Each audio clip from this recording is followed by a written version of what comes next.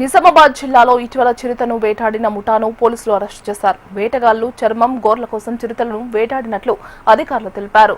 భీమ్గల్ మండలం తాళ్లపల్లి అటవీ ప్రాంతంలో చిరుత కళేబరాన్ని అటవీశాఖ అధికారులు గుర్తించారు. కొందరు గొర్రెల కాపర్లు మత్తుమందు పెట్టి చిరుతను హతమార్చినట్లు తెలుస్తోందన్నారు. దీనిపై పూర్తి స్థాయిలో అటు పోలీసులు, ఇటు అటవీశాఖ అధికారులు విచారణ చేస్తున్నారు. దీనిపై మరింత సమాచారం మా ప్రతినిధి ఆనంద్ పాల్ అందిస్తారు.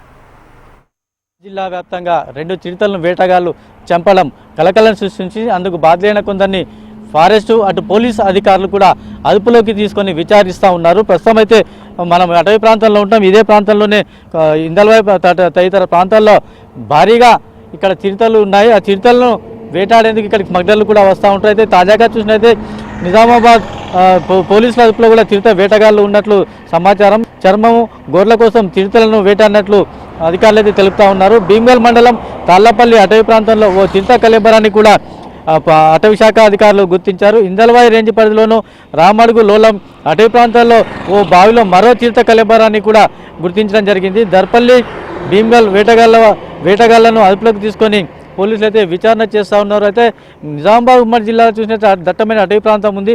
ఈ అటవీ ప్రాంతంలో వన్యప్రాణులకు రక్షణ లేకుండా పోతుందని కూడా చెప్పుకోవచ్చు. గత కొద్ది రోజులుగా అటవీ ప్రాంతంలో ఏం జరుగుతుందో కూడా తెలియని పరిస్థితి ఏర్పడింది. క్రూర మృగాలు ప్రాణాలు కోల్పోవడంతో ఆందోళన కూడా కలిగిస్తూ ఉంది. తాజాగా కమ్మరపల్లి అటవీ రేంజ్ అధికారులు పోలీసులకు 2 సంవత్సరాల వయసు కలిగిన చిరుతపులి కళేబరం దొరికింది.